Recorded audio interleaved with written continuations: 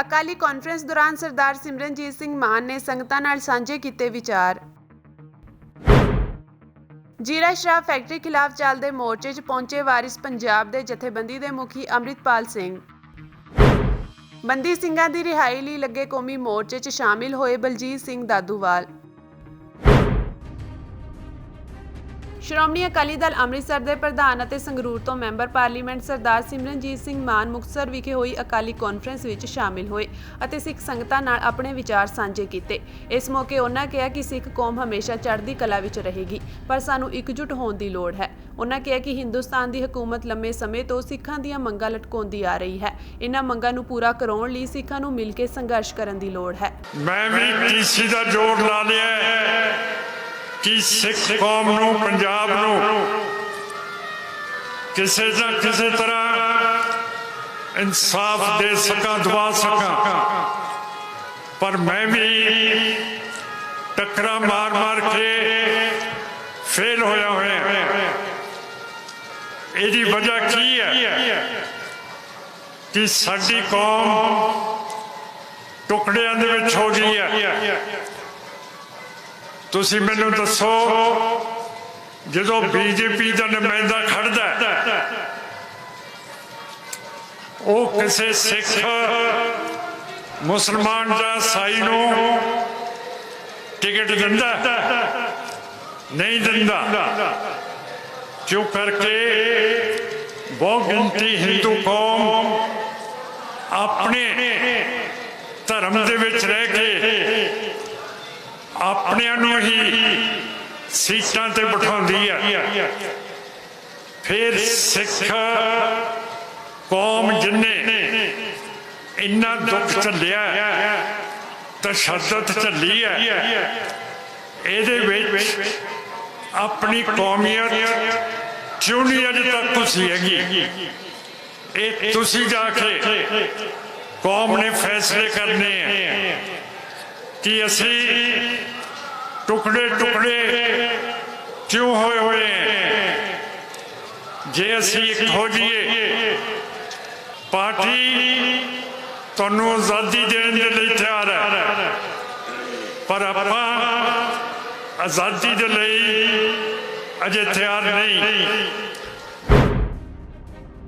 Factory हटाओ इलाका बचाओ के नारे हेठ जीरा मोर्चा लगातार चल रहा है। वारिस पंजाब के मुखी अंमृतपाल सिंह भी जीरा मोर्चा विखे पहुंचे सन। इस मौके उन्होंने कहा कि पंजाब की धरती ते शराब फैक्ट्री लाना शर्मनाक गल है। उन्होंने नसीहत दी कि शराब फैक्ट्री नूं सिर्फ इस करके ही बंद ना किया जाए कि इस नाल पानी प्रदूषित हुंदा है, सगों नौजवानों नूं नशियां तो दूर रखण लई भी इसका विरोध किया जाना चाहिए है। सरकार नूं ताड़दे अंमृतपाल सिंह ने कहा कि अजिही फैक्ट्री लगा के पंजाब के लोगों की नस्लकुशी की जा रही है। उन्होंने लोगों वालों शराब फैक्ट्री नूं बंद करवा के ही रहण की उम्मीद भी प्रगटाई है। राहुल गांधी की भारत जोड़ो यात्रा ते भी अंमृतपाल सिंह ने अपना प्रतिक्रम दिता। अंमृतपाल सिंह ने कहा कि जिन्हां दे परिवार ने पंजाब नूं तोड़न की कोशिश की, अज उसे ही परिवार का मैंबर राहुल गांधी पंजाब विच भारत जोड़ो यात्रा की अगवाई कर रहा है। भारतीय सिख फौजियों लिए खरीदे जाने वाले बैलिस्टिक हैलमेटां बारे बोलदे अंमृतपाल सिंह ने कहा कि यह फैसला तां सिख फौजियों के हत्थ विच है कि उन्होंने हैलमेट पाउणा है या फिर नहीं। पर नाल ही उन्होंने इतिहास याद कराउंदिआं कहा कि पुराणियां जंगां भी सिख फौजियों ने दस्तारां नाल ही लड़ियां सन अते जित भी प्राप्त की सी।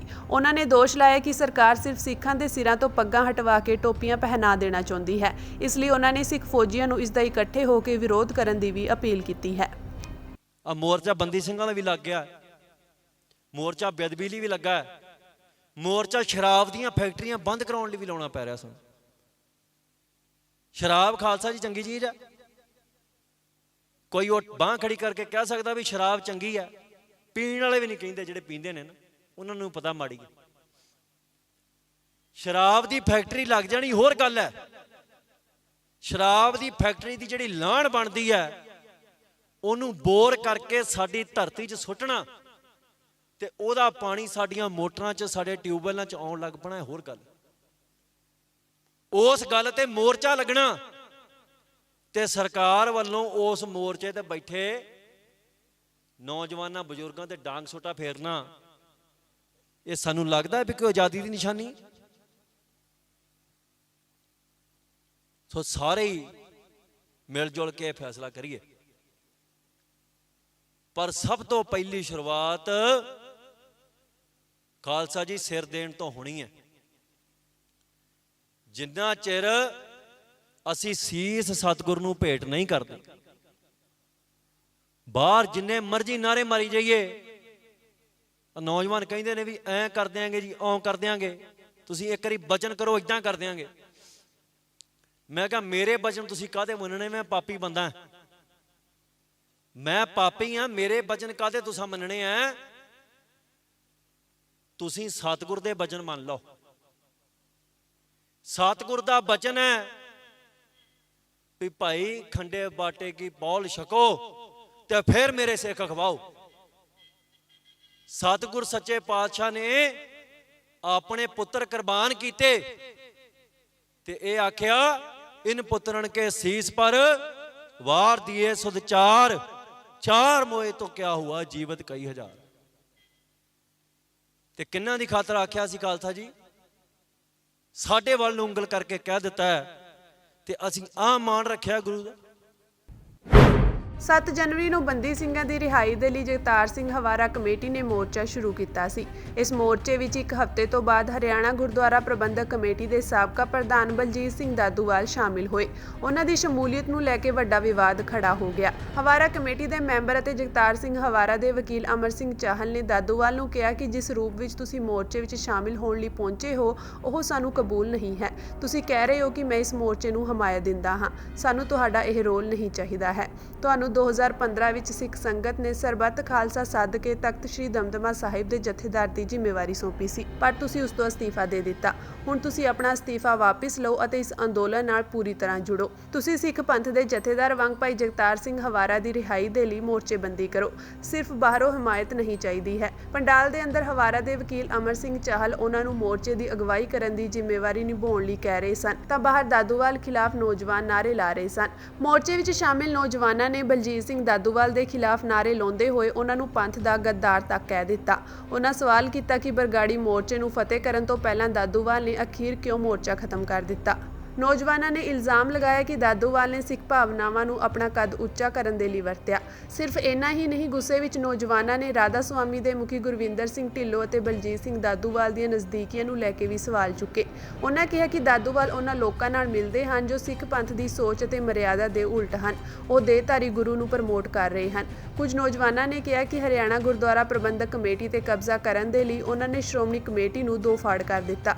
ਨੌਜਵਾਨਾਂ ਨੇ ਕਿਹਾ ਕਿ ਦਾਦੂਵਾਲ ਨੇ ਹਰਿਆਣਾ ਦੀ ਖੱਟਰ ਸਰਕਾਰ ਨਾਲ ਮਿਲ ਕੇ ਸਿੱਖਾਂ ਨੂੰ ਤੋੜਨ ਦਾ ਕੰਮ ਕੀਤਾ ਹੈ, ਜੋੜਨ ਦਾ ਨਹੀਂ।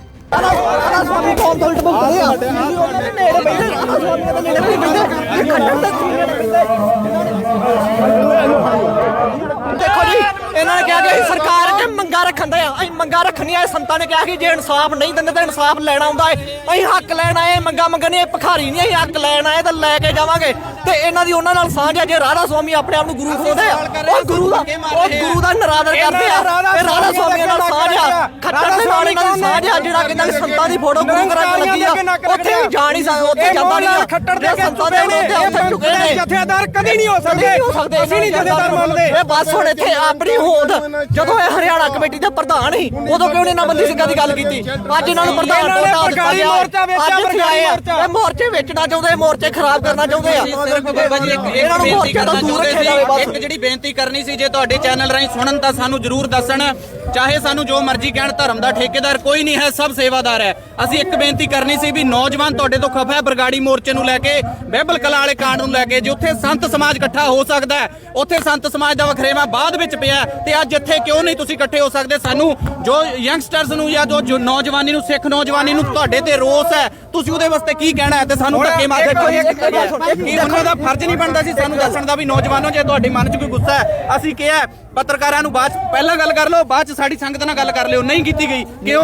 ਇਹ ਕਿਉਂ? ਜੇ ਤੁਸੀਂ ਸੇਵਾਦਾਰ ਹੋ, ਜਥੇਦਾਰ ਹੋ, ਤਾਂ ਸਾਨੂੰ ਕਿਉਂ ਨਹੀਂ ਜਵਾਬ ਦਿੱਤਾ ਗਿਆ? ਇੱਕ ਸਵਾਲ ਬਾਅਦ ਇੱਕ ਗੱਲ ਸੁਣ ਲਿਓ। ਹੁਣ ਸ਼੍ਰੋਮਣੀ ਕਮੇਟੀ ਆ ਸਿੱਖਾਂ ਦੀ ਸਰਮੌਰ ਸੰਸਥਾ, ਅਕਾਲ ਤਖਤ ਸਾਹਿਬ ਨੂੰ ਕੱਲਾ ਕੱਲਾ ਸਿੱਖ ਸਮਰਪਿਤ ਆ। ਇਹਨਾਂ ਨੇ ਸ਼੍ਰੋਮਣੀ ਕਮੇਟੀ ਦੇ ਹੋ ਸਕਦਾ ਕਿ ਬੰਦੇ ਦੱਲੇ ਬੈਠੇ ਹੋਣ, ਦਲਾਲ ਬੈਠੇ ਹੋਣ, ਪਰ ਇਹਨਾਂ ਦਾ ਕਿੱਥੋਂ ਆਖਿਆ ਕਿ ਸ਼੍ਰੋਮਣੀ ਕਮੇਟੀ ਨੂੰ ਦੋ ਫਾੜ ਕਰ ਦੇਣ? ਇਹਨਾਂ ਨੇ ਦੋ ਫਾੜ ਕਰਤੀ। ਹੁਣ ਅਕਾਲ ਤਖਤ ਸਾਹਿਬ ਨੂੰ ਜਿਹੜੇ ਸਿੱਖ ਸਮਰਪਿਤ ਇਹਨਾਂ ਦੋਵਾਂ ਹਿੱਸੇ 'ਚ ਵੰਡਤੇ। ਕੀ ਕੀਤਾ ਇਹਨਾਂ ਨੇ? ਅੱਜ ਤੱਕ ਕੌਮ ਦਾ ਦੱਸਣ ਤੇ ਹੈ ਕਿਉਂ ਜਥੇਦਾਰ ਬਣੇ? ਮੋਰਚੇ ਵੇਚਣ ਹੁੰਦੇ ਰਹੇ ਆ, ਉਹਦੇ ਨਾਂ ਤੇ ਅਸੀਂ ਵਖਰੇਵੇਂ ਪਾ ਲਏ ਆ, ਉਹਦੇ ਨਾਲ ਵਖਰੇਵੇਂ ਪਾ ਲਏ ਆ। ਇੱਕ ਮਿੰਟ, ਹੁਣ ਇੱਥੇ ਗੱਲ ਹੋਰ ਹੋਵੇਗੀ। ਜਿੱਦਾਂ ਦਿੱਲੀ ਸਟੇਜ ਤੇ ਦੀਪ ਸਿੱਧੂ ਗਿਆ ਸੀ, ਕੌਮੀ ਸ਼ਹੀਦ ਦੀਪ ਸਿੱਧੂ ਜਦੋਂ ਦਿੱਲੀ ਸਟੇਜ ਤੇ ਗਿਆ, ਉਹਨੇ ਉਹਨਾਂ ਨੂੰ ਸਵਾਲ ਕੀਤੇ ਜਿਨ੍ਹਾਂ ਨੇ ਪੰਥ ਦੇ ਨਾਲ ਦਗਾ ਕੀਤਾ ਸੀ, ਉਹਨਾਂ ਨੂੰ ਸਵਾਲ ਕੀਤੇ। ਅੱਜ ਇਹ ਨਾ ਹੋਵੇ ਸਾਡੇ ਤੇ ਵੀ ਟੈਗ ਲਾਇਆ ਜਾਵੇ ਵੀ ਇਹ ਸਰਕਾਰ ਦੇ ਛੱਡੇ ਹੋਏ ਬੰਦੇ ਆ, ਦਿਲੋਂ ਤੁਰੇ ਆ, ਪੰਥ ਦਾ ਦਰਦ ਹੈ ਸਾਨੂੰ, ਗੁਰੂ ਗ੍ਰੰਥ ਸਾਹਿਬ ਦੇ ਅੰਗਾਂ ਦਾ ਖਿਲਰਿਆਂ ਦਾ ਦਰਦ ਹੈ। ਐਵੇਂ ਨਹੀਂ ਅਸੀਂ ਇੱਥੇ ਤੁਰੇ ਫਿਰਦੇ, ਅਸੀਂ ਸਰਕਾਰ ਦੇ ਆਉਂਦੇ ਆ। ਇਹਨਾਂ ਨੇ ਦੀਪ ਸਿੱਧੂ ਨੂੰ ਵੀ ਭੰਡ ਦਿੱਤਾ ਸੀ ਉਸ ਮੋਰਚੇ ਦੇ ਵਿੱਚ। ਅਸੀਂ ਦਰਦ ਰੱਖਦੇ ਆ ਕੌਮ ਦਾ ਕਿ ਥੱਲੇ ਵੀ ਕੋਈ ਬੈਠਾ ਹੋਵੇ ਸਵਾਲ ਪੁੱਛਣ ਵਾਲਾ, ਅਸੀਂ ਸਵਾਲ ਪੁੱਛਿਆ, ਸਾਡੇ ਸਵਾਲਾਂ ਨੂੰ ਭੱਜੇ ਨਹੀਂ। ਸਾਰਿਆਂ ਦਾ ਦਿਲ ਕਰਦਾ, ਅਸੀਂ ਪਿੱਛੇ ਖੜੇ ਸੀ, ਅਸੀਂ ਇਹ ਗੱਲ ਸੋਚਦੇ ਸੀ ਜੋ ਸਾਡੇ ਨਾਲ ਵਿਤਕਰਾ ਕੀਤਾ ਇਹਨਾਂ ਨੇ ਕਿ ਅਸੀਂ ਇੱਥੋਂ ਜਾਣਾ ਚਾਹੀਦਾ ਸਾਨੂੰ ਕਿ ਨਹੀਂ, ਪਰ ਨਹੀਂ, ਅਸੀਂ ਇੱਥੇ ਹੀ ਡਟਾਂਗੇ, ਅਸੀਂ ਨਹੀਂ ਜਾਂਦੇ। ਜੇ ਕੋਈ ਗੱਦਾਰ ਆਊਗਾ ਇੱਥੇ ਅਸੀਂ ਸਵਾਲ ਪੁੱਛਾਂਗੇ, ਜੇ ਨਹੀਂ ਸਾਡਾ ਸਪਸ਼ਟੀਕਰਨ ਦੇਵੇ। ਮੀਡੀਆ ਰਾਹੀਂ ਅਪੀਲ ਕਰਦੇ ਮੀਡੀਆ ਰਾਹੀਂ ਕਿ ਜਿਹੜਾ ਇੱਥੇ ਪੰਥਕ ਮੋਰਚੇ ਤੇ ਆਉਂਦਾ ਜਜ਼ਬਾ ਲੈ ਕੇ ਆਵੇ, ਕੋਈ ਸਰਕਾਰਾਂ ਦਾ ਕੋਈ ਬੰਦਾ ਇੱਥੇ, ਕੋਈ ਜਿਹੜਾ ਸਰਕਾਰਾਂ ਦਾ ਦੱਲਾ ਨਾ ਹੋਵੇ ਕਿ ਜਿੱਧਰ ਦੀ ਹਵਾ ਵਗਦੀ ਉਧਰ ਨੂੰ ਜਿਹੜਾ ਰਿੜਨ ਵਾਲਾ ਬੰਦਾ ਉਹ ਨਾ ਹੋਵੇ, ਜਿਹੜਾ ਕੌਮ ਦੇ ਲਈ ਹਵਾਵਾਂ ਤੋਂ ਉਲਟ ਚੱਲਣ ਵਾਲਾ ਬੰਦਾ ਇੱਥੇ ਆਵੇ। ਨਹੀਂ ਤਾਂ ਇਦਾਂ ਹੀ ਸਵਾਲ ਹੋਣਗੇ ਉੱਤੇ, ਤੇ ਕੋਈ ਜਿੱਡੇ ਵੀ ਸਾਡੇ ਸਵਾਲ ਹੀ ਕੋਈ ਨਜਾਇਜ਼ ਸਵਾਲ ਨਹੀਂ, ਭਲਕ ਨੂੰ ਸਾਨੂੰ ਗਦਾਰ ਕਹਿਣਗੇ, ਸਰਕਾਰੀ ਬੰਦੇ ਕਹਿਣਗੇ, ਸਾਰੇ ਜਾਇਜ਼ ਸਵਾਲ ਹੈ। ਜਿੰਨੇ ਸਵਾਲ ਕੀਤੇ ਆ ਸਾਡੇ ਸਵਾਲਾਂ ਦੇ ਜਵਾਬ ਦੇਣ। ਜੀਰਾ ਇਲਾਕੇ ਦੇ ਪਾਣੀਆਂ ਤੇ ਹਵਾ ਵਿੱਚ ਫੈਲ ਰਹੇ ਜ਼ਹਿਰ ਦਾ ਅਸਰ ਹੁਣ ਪ੍ਰਤੱਖ ਦਿਖਣਾ ਸ਼ੁਰੂ ਹੋ ਗਿਆ ਹੈ ਤੇ ਪਿੰਡ ਵਿੱਚ ਲੋਕ ਦਿਨੋਂ ਦਿਨ ਲਗਾਤਾਰ ਜਾਨਲੇਵਾ ਬਿਮਾਰੀਆਂ ਦਾ ਸ਼ਿਕਾਰ ਹੋ ਰਹੇ ਹਨ ਤੇ ਮੌਤ ਦੇ ਮੂੰਹ ਵਿੱਚ ਜਾ ਰਹੇ ਹਨ। ਹਾਲੇ ਇਲਾਕੇ ਵਿੱਚ ਨੌਜਵਾਨ ਰਾਜਵੀਰ ਸਿੰਘ ਨੂੰ ਮੌਤ ਦਾ ਸ਼ਿਕਾਰ ਹੋਏ ਕੁਝ ਹੀ ਵਕਤ ਹੋਇਆ ਸੀ ਕਿ ਇਸੇ ਵਿਚਾਲੇ ਪਿੰਡ ਰਟੋਲ ਰੋਹੀ ਦੇ ਇੱਕ ਹੋਰ ਵਿਅਕਤੀ ਬੂਟਾ ਸਿੰਘ ਦੀ ਮੌਤ ਹੋ ਜਾਣ ਦੀ ਦੁਖਦਾਈ ਖਬਰ ਸਾਹਮਣੇ ਆਈ ਹੈ। ਇਸ ਵਿਅਕਤੀ ਬਾਰੇ ਇਹ ਵੀ ਦੱਸਿਆ ਜਾ ਰਿਹਾ ਹੈ ਕਿ ਇਸ ਦੇ ਗੁਰਦੇ ਤੇ ਲੀਵਰ ਖਰਾਬ ਹੋ ਚੁੱਕੇ ਸਨ ਤੇ ਇਹ ਆਪਣੇ ਘਰ ਵਿੱਚ ਹੀ ਆਕਸੀਜਨ ਤੇ ਸੀ।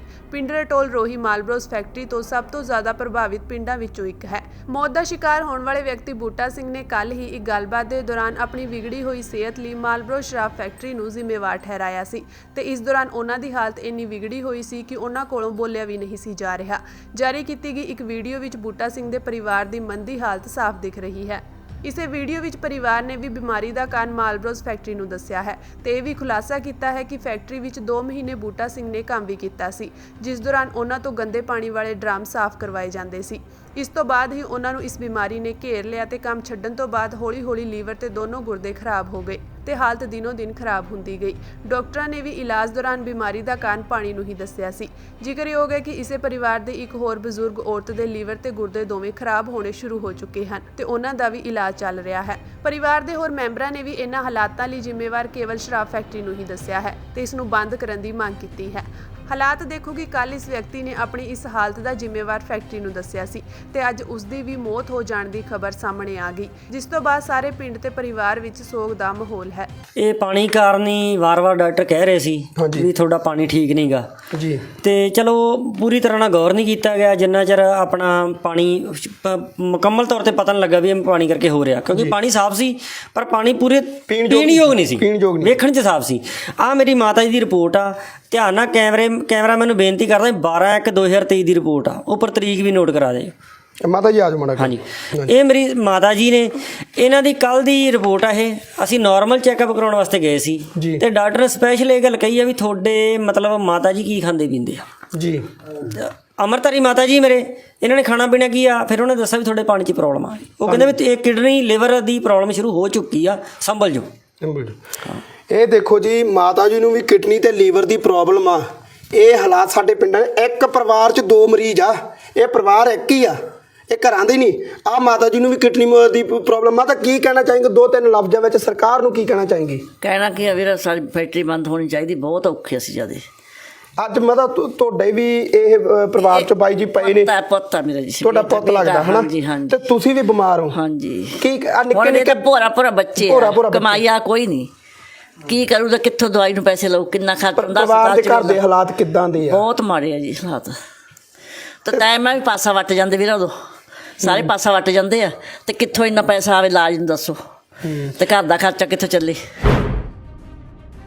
ਸ਼੍ਰੋਮਣੀ ਅਕਾਲੀ ਦਲ ਦੇ ਪ੍ਰਧਾਨ ਸੁਖਬੀਰ ਸਿੰਘ ਬਾਦਲ ਨੇ ਪੰਜਾਬੀਆਂ ਨੂੰ ਅਪੀਲ ਕੀਤੀ ਕਿ ਸ਼੍ਰੋਮਣੀ ਅਕਾਲੀ ਦਲ ਨੂੰ ਮਜ਼ਬੂਤ ਕੀਤਾ ਜਾਵੇ, ਕਿਉਂਕਿ ਇਹ ਪਾਰਟੀ ਹੀ ਪੰਜਾਬ ਦੇ ਅਮੀਰ ਸੱਭਿਆਚਾਰ, ਵਿਰਸੇ ਤੇ ਰਵਾਇਤਾਂ ਦੀ ਅਸਲ ਉੱਤਰਾਧਿਕਾਰੀ ਹੈ।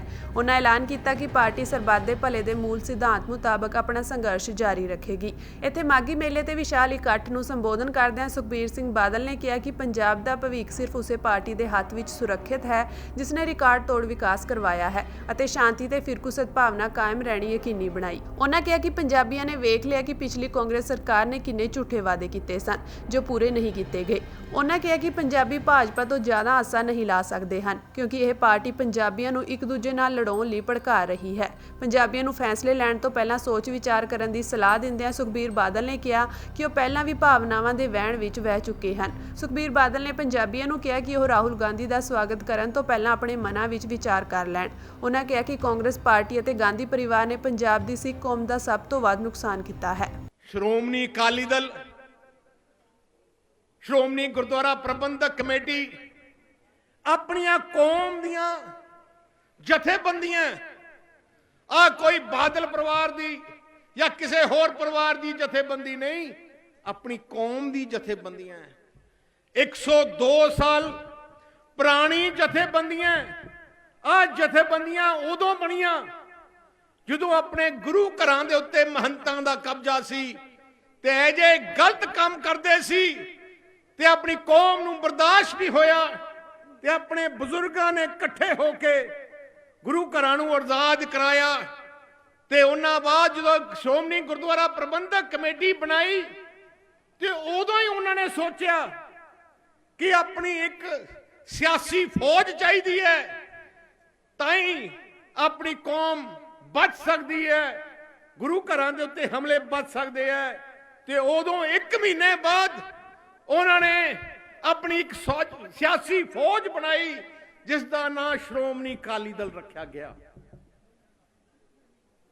ਅੱਜ ਲੋਕੀ ਬੜਾ ਗੱਲਾਂ ਕਰਦੇ ਆ, ਦੇਸ਼ ਦੀ ਆਜ਼ਾਦੀ ਦੀ ਗੱਲਾਂ ਕਰਦੇ ਆ, ਦੇਸ਼ ਵਿੱਚ ਪਾਰਲੀਮੈਂਟ ਵਿੱਚ ਹਿੰਦੁਸਤਾਨ ਵਿੱਚ ਆਜ਼ਾਦੀ ਦੀ ਗੱਲਾਂ ਕਰਦੇ ਆ। ਆਜ਼ਾਦੀ ਦਿਵਾਉਣ ਵਾਲੇ ਆਪਾਂ ਪੰਜਾਬੀ ਆ, ਸਿੱਖ ਪੰਥ ਹੈ ਜਿਸ ਪੰਜਾਬ ਆਜ਼ਾਦੀ ਦੀ ਸਭ ਤੋਂ ਵੱਧ ਕੁਰਬਾਨੀਆਂ, ਸ਼ਹਾਦਤਾਂ, ਜ਼ੁਲਮ ਚੱਲਿਆ, ਤੁਸੀਂ ਚੱਲਿਆ। ਤਾਮਿਲਨਾਡੂ ਉਹਨਾਂ ਨੂੰ ਕਿਹੜਾ ਪਤਾ ਸੀ ਆਜ਼ਾਦੀ ਦੇ ਵਿੱਚ ਕੀ ਕੀ ਹੋਇਆ? ਕਰਨਾਟਕ ਵਾਲਿਆਂ ਨੂੰ ਪਤਾ ਸੀ? ਕੋਈ ਪਤਾ ਹੀ ਨਹੀਂ ਸੀ। ਉਹਨੂੰ ਤਾਂ ਆਪਣੇ ਆਪ ਹੀ ਮਿਲ ਗਈ। ਜੇ ਪਰਿਵਾਰ ਵਿਛੜੇ ਗਏ, ਪਰਿਵਾਰਾਂ ਦੇ ਸ਼ਹੀਦ ਹੋਏ ਗਏ, ਪਰਿਵਾਰ ਵੰਡੇ ਗਏ ਤੇ ਥੋੜੇ ਵੰਡੇ ਗਏ। ਦੇਸ਼ ਦੀ ਆਜ਼ਾਦੀ ਦੇ ਬਾਅਦ ਜਿੰਨੀਆਂ ਜੰਗਾਂ ਹੋਈਆਂ ਪਾਕਿਸਤਾਨ ਨਾਲ, ਜੇ ਬੰਬ ਡਿੱਗੇ ਤੇ ਆਪਣੀ ਧਰਤੀ ਤੇ ਡਿੱਗੇ, ਜੇ ਘਰ ਉਜਾੜੇ ਗਏ ਆਪਣੇ ਉਜਾੜੇ ਗਏ। ਤੇ ਫਿਰ ਪਰ ਜਦੋਂ ਗੱਲ ਆਉਂਦੀ ਹੈ ਆਪਣੀ ਕੌਮ ਦੀ, ਆਪਣੇ ਪੰਜਾਬ ਦੀ, ਉਦੋਂ ਸਾਰੇ ਆਪਣੇ ਚਿਮੜੇ ਪਏ। ਮੈਂ ਅੱਜ ਦਿਲੋਂ ਤੁਹਾਡੇ ਨਾਲ ਕੋਈ ਗੱਲਾਂ ਕਰਨਾ ਚਾਹਣਾ। ਕਈ ਦਿਨਾਂ ਚੋਂ ਮੈਂ ਆਪਣੇ ਮਨ 'ਚ ਸੋਚ ਰਿਹਾ ਸੀ ਕਿ ਆਪਣੀ ਕੌਮ ਨੂੰ ਹੋ ਕੀ ਗਿਆ, ਆਪਣੇ ਪੰਜਾਬੀਆਂ ਨੂੰ ਕੀ ਹੋ ਗਿਆ। ਅੱਜ ਜਦੋਂ ਰਾਹੁਲ ਗਾਂਧੀ ਆਇਆ, ਇੱਥੇ ਵੱਡੇ ਵੱਡੇ ਬੋਰਡ ਲਾਏ ਗਏ, ਲਾਈਨਾਂ 'ਚ ਆਪਣੇ ਖਾਲਸਾ ਪੰਥ ਦੇ ਕਈ ਬੰਦੇ ਦਸਤਾਰਾਂ ਸਜਾ ਕੇ ਖੜੇ ਆ ਉੱਥੇ, ਉਹਨੂੰ ਵੈਲਕਮ ਕਰਨ ਵਾਸਤੇ ਰਾਹੁਲ ਗਾਂਧੀ ਸਾਡੇ ਆਇਆ। ਯਾਰ ਤੁਸੀਂ ਹੋ ਕੀ ਗਿਆ ਤੁਹਾਨੂੰ? ਜੇ ਕਿਸੇ ਨੇ ਸਭ ਤੋਂ ਵੱਡਾ ਨੁਕਸਾਨ ਜੇ ਪੰਜਾਬ ਦਾ ਕੀਤਾ ਤੇ ਸਿੱਖ ਪੰਥ ਦਾ ਕੀਤਾ ਤੇ ਗਾਂਧੀ ਪਰਿਵਾਰ ਨੇ ਕੀਤਾ। ਸਭ ਤੋਂ ਵੱਡਾ ਨੁਕਸਾਨ, ਸਭ ਤੋਂ ਵੱਡਾ। ਪਹਿਲੇ ਤਾਂ ਇਹਨਾਂ ਨੇ ਦਰਬਾਰ ਸਾਹਿਬ ਤੇ ਹਮਲਾ ਕੀਤਾ, ਟੈਂਕਾਂ ਤੋਪਾਂ ਤੇ, ਖਾਲਸਾ ਸਾਹਿਬ ਤੇ ਬੰਬ ਚਲਾਏ, ਹਜ਼ਾਰਾਂ ਭੈਣ ਭਰਾਵਾਂ ਦਾ ਕਤਲੇਆਮ ਕੀਤਾ ਦਿੱਲੀ ਤੋਂ ਲੈ ਕੇ ਦੁਨੀਆ 'ਚ। ਪਰ ਆਪਾਂ ਭੁੱਲ ਜਾਂਦੇ ਹਾਂ ਰਾਹੁਲ ਗਾਂਧੀ, ਰਾਹੁਲ ਗਾਂਧੀ, ਰਾਹੁਲ ਗਾਂਧੀ। ਆ ਸ਼ਰਮ ਆਉਣੀ ਚਾਹੀਦੀ ਹੈ। ਬਿੱਟੂ ਨੂੰ ਕਹਿੰਦਾ ਤੇ ਮੈਂ ਦਸਤਾਰ ਸਜਾਈ ਰਾਹੁਲ ਗਾਂਧੀ ਕਰਕੇ, ਉਹਨੇ ਦਿੱਤੀ ਆ ਮੈਨੂੰ ਦਸਤਾਰ ਜਿਹੜੀ ਅੱਜ ਸਜਾਈ ਬੈਠਾ ਹੈ। ਯਾਰ ਇੰਨੇ ਗਿਰ ਗਏ ਆਪਾਂ, ਇੰਨੇ ਗਿਰ ਗਏ ਆ ਲੋਕ, ਚਮਚੀ ਮਾਰਦੇ ਇੰਨੇ ਹੋ ਗਏ। ਆ ਜਿਹੜਾ ਆਪਣੀ ਜਾਨ ਪੰਜਾਬ ਦੀ ਪਾਣੀ ਹੈ, ਆ ਲੜਾਈ ਸਾਰੀ ਪਾਣੀ ਦੀ ਹੈ, ਦੁਨੀਆ 'ਚ ਲੜਾਈ ਪਾਣੀ ਦੀ ਹੈ। ਆਪਣਾ ਪੰਜਾਬ ਦਾ ਪਾਣੀ ਅੱਜ ਆਪਾਂ ਨਹਿਰਾਂ 'ਚ ਪਾਣੀ ਘਟ ਜੇ ਆਪਾਂ ਤੜਫਣ ਲੱਗ ਜਾਂਦੇ ਆ, ਮੋਗੇ ਉੱਚੇ ਹੋ ਜਾਣ ਆਪਾਂ ਤੜਫਣ ਲੱਗ ਜਾਂਦੇ ਆ।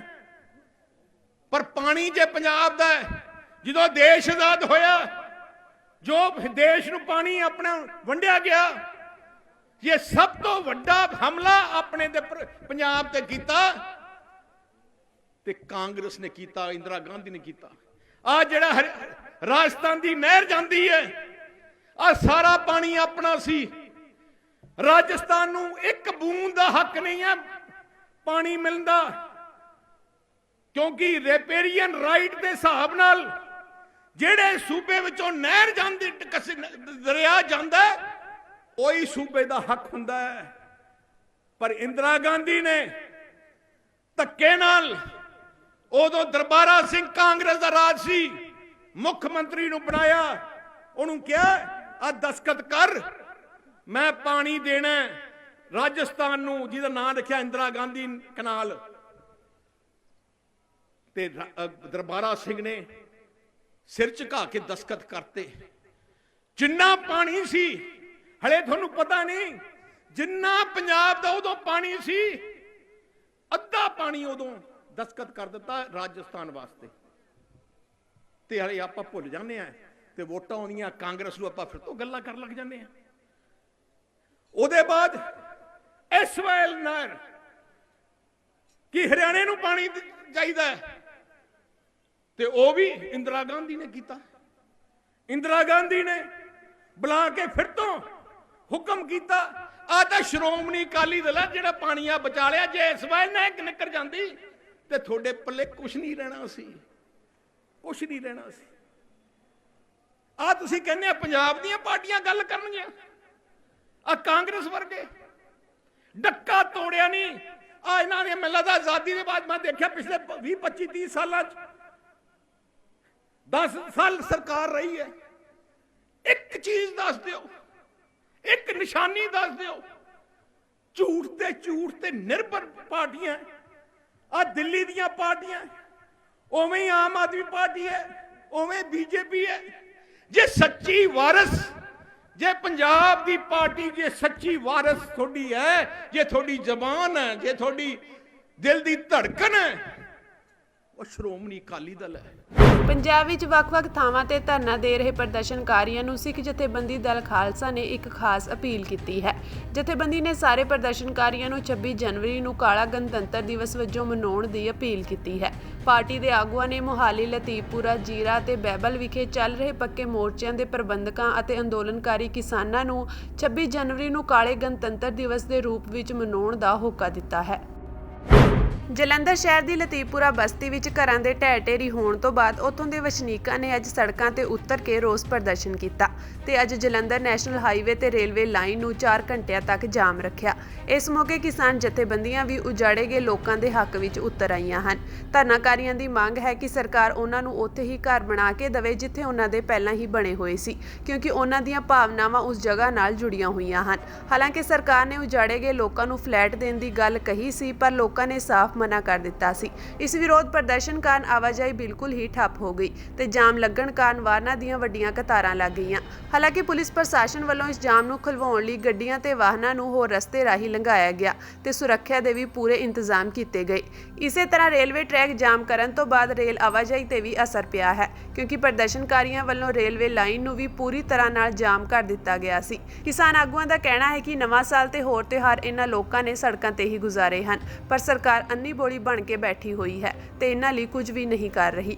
ਆਗੂਆਂ ਦਾ ਇਹ ਵੀ ਕਹਿਣਾ ਹੈ ਕਿ ਇੰਪਰੂਵਮੈਂਟ ਟਰਸਟ ਨੇ ਧੱਕੇ ਨਾਲ ਹੀ ਇਹ ਘਰ ਢਾਏ ਹਨ, ਕਿਉਂਕਿ ਉਹਨਾਂ ਕੋਲ ਢਾਏ ਗਏ ਘਰਾਂ ਦਾ ਕੋਈ ਵੇਰਵਾ ਨਹੀਂ ਹੈ। ਸਾਰੇ ਕਾਨੂੰਨਾਂ ਨੂੰ ਛਿੱਕੇ ਟੰਗ ਕੇ ਇਹ ਕਾਰਵਾਈ ਹੋਈ ਹੈ ਤਾਂ ਜੋ ਭੂਮੀ ਮਾਫੀਆ ਨੂੰ ਇਹ ਜ਼ਮੀਨ ਖਾਲੀ ਕਰਕੇ ਦਿੱਤੀ ਜਾਵੇ, ਪਰ ਹੁਣ ਇਹਨਾਂ ਲੋਕਾਂ ਦੀ ਮਦਦ ਲਈ ਜਥੇਬੰਦੀਆਂ ਖੜੀਆਂ ਹਨ ਤੇ ਜਦੋਂ ਤੱਕ ਇਨਸਾਫ ਨਹੀਂ ਹੋ ਜਾਂਦਾ ਉਦੋਂ ਤੱਕ ਇਹ ਸੰਘਰਸ਼ ਜਾਰੀ ਰਹੇਗਾ।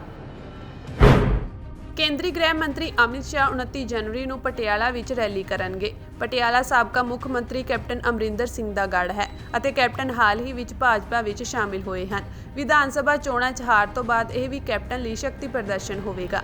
ਇਸ ਦੇ ਨਾਲ ਹੀ ਅਮਿਤ ਸ਼ਾਹ ਦੇ ਦੌਰੇ ਨੂੰ ਰਾਹੁਲ ਗਾਂਧੀ ਦੇ ਦੌਰੇ ਨਾਲ ਵੀ ਜੋੜਿਆ ਜਾ ਰਿਹਾ ਹੈ। ਅਗਲੇ ਸਾਲ ਲੋਕ ਸਭਾ ਚੋਣਾਂ ਤੋਂ ਪਹਿਲਾਂ ਰਾਹੁਲ ਗਾਂਧੀ ਪੰਜਾਬ ਵਿੱਚ ਭਾਰਤ ਜੋੜੋ ਯਾਤਰਾ ਕੱਢ ਰਹੇ ਹਨ। ਅਜਿਹੇ ਵਿੱਚ ਰਾਹੁਲ ਦੇ ਦੌਰੇ ਨਾਲ ਭਾਜਪਾ ਨੂੰ ਹੋਏ ਨੁਕਸਾਨ ਨੂੰ ਕੰਟਰੋਲ ਕਰਨ ਦੇ ਨਜ਼ਰੀਏ ਨਾਲ ਭਾਜਪਾ ਦੀ ਸਿਆਸਤ ਵੀ ਜੁੜੀ ਹੋਈ ਹੈ। ਅਮਿਤ ਸ਼ਾਹ ਦਾ ਦੌਰਾ ਇਸ ਲਈ ਵੀ ਖਾਸ ਹੈ ਕਿਉਂਕਿ ਰਾਹੁਲ ਗਾਂਧੀ ਆਪਣੀਆਂ ਰੈਲੀਆਂ 'ਚ ਭਾਜਪਾ ਤੇ ਨਿਸ਼ਾਨਾ ਸਾਧ ਰਹੇ ਹਨ ਪੰਜਾਬ ਦੀ ਯਾਤਰਾ ਦੌਰਾਨ ਉਹ ਸੂਬਾ ਸਰਕਾਰ ਯਾਨੀ ਆਮ ਆਦਮੀ ਪਾਰਟੀ ਬਾਰੇ ਕੁਝ ਨਹੀਂ ਕਹਿ ਰਹੇ ਹਨ। ਉਹਨਾਂ ਦਾ ਨਿਸ਼ਾਨਾ ਪ੍ਰਧਾਨ ਮੰਤਰੀ ਮੋਦੀ ਹਨ। ਸ਼ਾਹ ਰਾਹੁਲ ਨੂੰ ਇਸ ਦਾ ਜਵਾਬ ਰੈਲੀ ਰਾਹੀਂ ਦੇ ਸਕਦੇ ਹਨ। ਅਮਿਤ ਸ਼ਾਹ ਦੀ ਪਟਿਆਲਾ ਫੇਰੀ ਨੂੰ ਵੀ ਪਾਰਟੀ ਦੀ ਮਜ਼ਬੂਤੀ ਨਾਲ ਜੋੜਿਆ ਜਾ ਰਿਹਾ ਹੈ। ਪੰਜਾਬ ਵਿੱਚ ਭਾਜਪਾ ਨੂੰ ਕੈਪਟਨ ਅਮਰਿੰਦਰ ਸਿੰਘ ਅਤੇ ਸੁਨੀਲ ਜਾਖੜ ਤੋਂ ਇਲਾਵਾ ਹਾਲ ਹੀ ਵਿੱਚ ਕਾਂਗਰਸ ਦੇ ਕਈ ਦਿੱਗਜ ਸਾਬਕਾ ਮੰਤਰੀਆਂ ਦੀ ਹਮਾਇਤ ਮਿਲੀ ਹੈ। ਅਜਿਹੇ ਵਿੱਚ ਉਹ ਉਹਨਾਂ ਰਾਹੀਂ ਪਾਰਟੀ ਨੂੰ ਪੂਰੇ ਪੰਜਾਬ 'ਚ ਮਜ਼ਬੂਤੀ ਨਾਲ ਸਥਾਪਿਤ ਕਰਨ ਅਤੇ ਲੋਕ ਸਭਾ ਚੋਣਾਂ 'ਚ ਵਧੀਆ ਪ੍ਰਦਰਸ਼ਨ ਕਰਨ ਦੀ ਰਣਨੀਤੀ ਵੀ ਬਣਾਉਣਗੇ। ਕਤਲ ਅਤੇ ਬਲਾਤਕਾਰ ਦੇ ਮਾਮਲੇ 'ਚ ਦੋਸ਼ੀ ਡੇਰਾ ਸੱਚਾ ਸੌਦਾ ਮੁਖੀ ਰਾਮ ਰਹੀਮ ਇੱਕ ਵਾਰ ਫਿਰ ਜੇਲ੍ਹ ਤੋਂ ਬਾਹਰ ਆ ਸਕਦਾ ਹੈ। ਰੋਹਤਕ ਦੀ ਸੁਨਾਰੀਆ ਜੇਲ੍ਹ ਵਿੱਚ ਸਜ਼ਾ ਕੱਟ ਰਹੇ ਗੁਰਮੀਤ ਰਾਮ ਰਹੀਮ ਨੇ ਇੱਕ ਵਾਰ ਫਿਰ ਪੈਰੋਲ ਲਈ ਅਰਜ਼ੀ ਦਿੱਤੀ ਹੈ। ਮਿਲੀ ਜਾਣਕਾਰੀ ਅਨੁਸਾਰ ਡੇਰਾ ਮੁਖੀ ਨੇ 25 ਜਨਵਰੀ ਨੂੰ ਭੰਡਾਰਾ ਅਤੇ ਸਤਸੰਗ ਲਈ ਜੇਲ੍ਹ ਪ੍ਰਸ਼ਾਸਨ ਨੂੰ ਅਰਜ਼ੀ ਭੇਜ ਕੇ ਸਿਰਸਾ ਆਉਣ ਦੀ ਇਜਾਜ਼ਤ ਮੰਗੀ ਹੈ। ਹਰਿਆਣਾ ਸਰਕਾਰ ਅਤੇ ਪ੍ਰਸ਼ਾਸਨ ਸੁਰੱਖਿਆ ਪੱਖ ਤੋਂ ਵਿਚਾਰ ਕਰ ਰਹੇ ਹਨ। ਦਰਅਸਲ ਡੇਰਾ ਸੱਚਾ ਸੌਦਾ ਦੇ ਦੂਜੇ ਸੰਤ ਸ਼ਾਹ ਸਤਨਾਮ ਮਹਾਰਾਜ ਦੇ ਜਨਮ ਦਿਨ ਮੌਕੇ 25 ਜਨਵਰੀ ਨੂੰ ਡੇਰੇ ਵਿੱਚ ਭੰਡਾਰਾ ਅਤੇ ਸਤਸੰਗ ਕਰਵਾਇਆ ਜਾਵੇਗਾ। ਡੇਰਾ ਮੁਖੀ ਗੁਰਮੀਤ ਰਾਮ ਰਹੀਮ ਇੱਕ ਵਾਰ ਫਿਰ ਇਸ ਸਮਾਗਮ ਵਿੱਚ ਹਿੱਸਾ ਲੈਣ ਲਈ ਜੇਲ੍ਹ ਤੋਂ ਬਾਹਰ ਆ ਸਕਦਾ ਹੈ। ਹਾਲਾਂਕਿ ਜੇਕਰ ਰਾਮ ਰਹੀਮ ਸਿਰਸਾ 'ਚ ਆ ਜਾਂਦਾ ਹੈ ਤਾਂ ਸਰਕਾਰ ਲਈ ਵੀ ਵੱਡਾ ਖਤਰਾ ਪੈਦਾ ਹੋ ਸਕਦਾ ਹੈ। ਇਸੇ ਲਈ ਇਸ ਮੁੱਦੇ ਤੇ ਕਾਫੀ ਗਹਿਰਾਈ ਨਾਲ ਵਿਚਾਰ ਕੀਤਾ ਜਾ ਰਿਹਾ ਹੈ। ਮਿਲੀ ਜਾਣਕਾਰੀ ਅਨੁਸਾਰ ਆਰਡਰ ਦੀ ਫਾਈਲ ਸਿਰਸਾ ਦੇ ਡੀਸੀ ਕੋਲ ਪਹੁੰਚ ਗਈ ਹੈ ਅਤੇ ਇਸ ਤੇ ਹਜੇ ਸਮੀਖਿਆ ਹੋਣੀ ਬਾਕੀ ਹੈ। ਦੱਸਿਆ ਜਾ ਰਿਹਾ ਹੈ ਕਿ ਡੇਰਾ ਮੁਖੀ ਨੇ 30 ਦਸੰਬਰ ਨੂੰ ਜੇਲ੍ਹ ਤੋਂ 13ਵੀਂ ਚਿੱਠੀ ਲਿਖੀ ਸੀ। ਇਹ ਪੱਤਰ 1 ਜਨਵਰੀ ਨੂੰ ਡੇਰੇ ਵਿੱਚ ਹੋਏ ਸਤਸੰਗ ਦੌਰਾਨ ਪੜ੍ਹ ਕੇ ਸੁਣਾਇਆ ਗਿਆ। ਇਸ ਪੱਤਰ ਵਿੱਚ ਡੇਰਾ ਮੁਖੀ ਨੇ ਬਾਹਰ ਆਉਣ ਦਾ ਸੰਕੇਤ ਦਿੱਤਾ ਹੈ। ਡੇਰਾ ਮੁਖੀ ਨੂੰ ਦੇਖਣ ਅਤੇ ਸੁਣਨ ਲਈ ਪਹਿਲਾਂ ਤੋਂ ਹੀ ਪੈਰੋਕਾਰ ਆਉਣੇ ਸ਼ੁਰੂ ਹੋ ਗਏ ਹਨ। ਦੱਸਿਆ ਜਾ ਰਿਹਾ ਹੈ ਕਿ ਡੇਰੇ ਦੇ ਆਸ-ਪਾਸ ਹੋਟਲਾਂ, ਧਰਮਸ਼ਾਲਾਵਾਂ ਅਤੇ ਹੋਰ ਥਾਵਾਂ ਤੇ ਕਮਰਿਆਂ ਦੀ ਬੁਕਿੰਗ ਸ਼ੁਰੂ ਹੋ ਗਈ ਹੈ। ਡੇਰੇ ਦੇ ਆਲੇ-ਦੁਆਲੇ ਦੀਆਂ ਕਲੋਨੀਆਂ ਵਿੱਚ ਰਹਿੰਦੇ ਪੈਰੋਕਾਰਾਂ ਦੇ ਰਿਸ਼ਤੇਦਾਰ ਵੀ ਉਹਨਾਂ ਦੇ 25 ਜਨਵਰੀ ਨੂੰ ਆਉਣ ਦੀ ਜਾਣਕਾਰੀ ਦੇ ਰਹੇ ਹਨ। ਇਸ ਤੋਂ ਪਹਿਲਾਂ ਅਕਤੂਬਰ 2022 ਵਿੱਚ ਡੇਰਾ ਮੁਖੀ ਨੂੰ 40 ਦਿਨਾਂ ਦੀ ਪੈਰੋਲ ਮਿਲੀ ਸੀ। ਇਹਨਾਂ ਤੋਂ ਇਲਾਵਾ ਪਿਛਲੇ ਸਾਲ ਹੀ ਉਹ 2 ਪੈਰੋਲ ਅਤੇ 1 ਫਰਲੋ ਲੈ ਕੇ ਜੇਲ੍ਹ ਤੋਂ ਬਾਹਰ ਆ ਚੁੱਕਾ ਹੈ। ਦੋਸ਼ੀ ਪਾਏ ਜਾਣ ਤੋਂ ਬਾਅਦ ਉਹ 6 ਵਾਰ ਪੈਰੋਲ ਅਤੇ ਫਰਲੋ ਤੇ ਬਾਹਰ ਆ ਚੁੱਕਾ ਹੈ। ਰਾਮ ਰਹੀਮ ਨੂੰ 2 ਕਤਲ ਅਤੇ ਬਲਾਤਕਾਰ ਦਾ ਦੋਸ਼ੀ ਪਾਇਆ ਗਿਆ ਸੀ, ਜਿਸ ਤੋਂ ਬਾਅਦ ਉਸ ਨੂੰ ਉਮਰ ਕੈਦ ਦੀ ਸਜ਼ਾ ਸੁਣਾਈ ਗਈ ਸੀ। ਖਾਸ ਗੱਲ ਇਹ ਹੈ ਕਿ ਜਦੋਂ ਵੀ ਉਸ ਨੂੰ ਪੈਰੋਲ ਜਾਂ ਫਰਲੋ ਮਿਲੀ ਉਸ ਸਮੇਂ ਚੋਣਾਂ ਦਾ ਮਾਹੌਲ ਹੀ ਹੁੰਦਾ ਸੀ।